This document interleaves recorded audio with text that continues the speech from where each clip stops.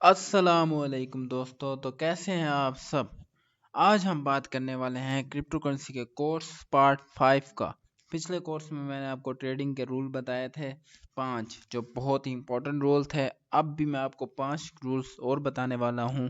पिछली वीडियो में इसलिए नहीं बताया था कि ताकि वीडियो लंबी ना हो जाए, इसलिए 5-5 करके कि वीडियो भी छोटी रहे, आपका टाइम और की वैल्यू भी रहे और आप समझने में आपको भी आसानी हो और मुझे समझाने में भी आसानी हो। चलें अब वीडियो को स्टार्ट करते हैं।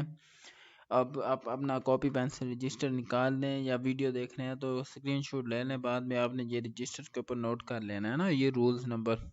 पीछे 5 रूल्स बताए थे तो ये समझे 6वां रूल है।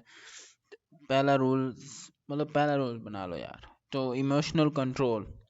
इमोशनल कंट्रोल ट्रेडिंग में बहुत ही ज़रूरी होता है। इमोशनल कंट्रोल इसलिए ज़रूर होता है, मैं आपको एग्जांपल दे के बताता हूँ कि यार अब देख आपको इमोशन कह रहा है कि नहीं इसने पंप करना है, इसने डंप करना है। कभी कभी बंदे का दिल कर रहा होता है यार इसने ऐसे ऐसे करना है, या बंदा डर रहा होता है कि कोइन बाय कर लेता है। वो जैसे जैसे नीचे जा रहा होता है तो बंदा कहता है यार अब सेल कर देता हूँ जितना ज़्यादा नुकसान हो। अगर आपकी टेक्निकल स्ट्रॉन्ग है, फंडामेंटल स्ट्रॉन्ग है, आपको पता है मार्केट में यार ये वैसे मैनिपुलेशन हो रही है मार्केट में, तो तब आप उसे सेल नहीं करेंगे। इसलिए इमोशनल कंट्रोल बहुत ज़रूरी होना चाहिए। ये नहीं कि आप बाय कर लें, वो नीचे चला है, आप जब सेल कर रहे हैं फिर वो पता चले पंप कर गया और फिर आप सर पकड़ के बैठे हो यार मैं ना पंप ना सेल करता, मैं प्रॉफिट में सेल करता। इस वजह से ये दूसरा पॉइंट आ जाता है हमारे पास टेक्निकल एनालिसिस का और फंडामेंटल एनालिसिस का। तो ये भी बहुत इंपॉर्टेंट है, क्योंकि इसके अंदर आपको टेक्निकल और फंडामेंटल जब तक नहीं आते तब तक आप ट्रेडिंग नहीं कर सकते। मतलब आपको पता होना चाहिए यार ये टेक्निकल एनालिसिस फंडामेंटल एनालिसिस का इसका प्रॉपर पूरे कोर्स होता है, प्रॉपर इसकी पूरी एक सीरीज होती है ना। जो कैंडल्स का आपको पता होना चाहिए, कैंडल्स कैसे मूव्स करती है, चार्ट पैटर्न का पता होना चाहिए। इसके अंदर हम लर्न करते हैं चार्ट पैटर्न्स और कैंडल्स कैसे मूव करती हैं, चार्ट पैटर्न। क्योंकि अब ये थोड़ी है कि एकदम से बिटकॉइन ने $60 पे थोड़ी चला जाना है। कैंडल्स की तरह मूव करेगा ना, यूं ऊपर नीचे होगा। तब जाके पता चलेगा कि ये मैं भी आपको बताता हूँ। ये देखिए कैंडल्स के ऊपर पता चलेगा ना कि कैंडल्स बन रही है, ये आपको पता होना चाहिए इनकी स्टडीज का। ये ऊपर नीचे ये देख रहे हैं ये कैंडल्स। टेक्निकल एनालिसिस इसे कहते हैं ना, कि अब आपको पता होना चाहिए कि अगली कैंडल कैसे बनेगी, ये वो ये जब आप ट्रेडिंग करेंगे तो फिर आपको आ जाएगा।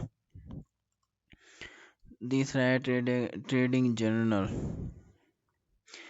मतलब कि आप ट्रेडिंग जर्नल एक कॉपी पेंसिल अपने पास रखें, कि आपको पता होना चाहिए। आप रजिस्टर के ऊपर साथ साथ नोट करते रहें यार जो मैंने ये ट्रेड इधर पे लिया इतने में एग्जिट करूंगा, सारा कुछ आप हिसाब रखें। जैसे यार बड़े कारोबार जो करते हैं वो क्यों हिसाब रखते हैं।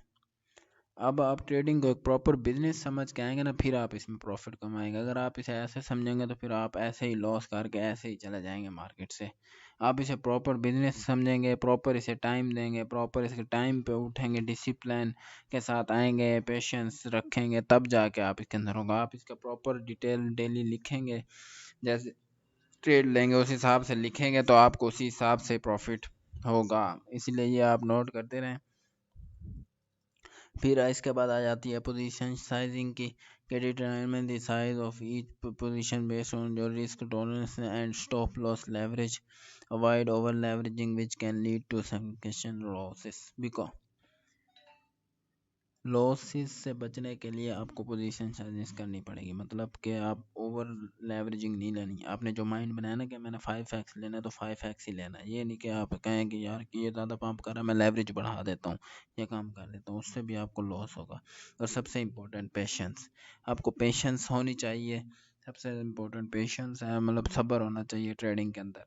कि ट्रेडिंग के अंदर कि मतलब जब कोई नीचे जा रहा होगा तो आप फिर उसे क्लोज कर देंगे और फिर लॉस में बैठे होंगे। इसलिए आपने सब्र करना है। इसलिए इसका बेहतर हल यही है कि अगर आपको पता है ना अपनी ट्रेड के ऊपर स्टॉप लॉस लगाएं, टेक प्रॉफिट लगाएं और फिर लैपटॉप क्लोज कर दें, ट्रेड क्लोज कर दें, बस इसका यही हाल है। बाकी आप ये ट्रेडिंग के लिए, पेशेंस के लिए आपको पहले दिन से नहीं आएगा, ये आहिस्ता आहिस्ता ये सब कुछ बनाना पड़ता है।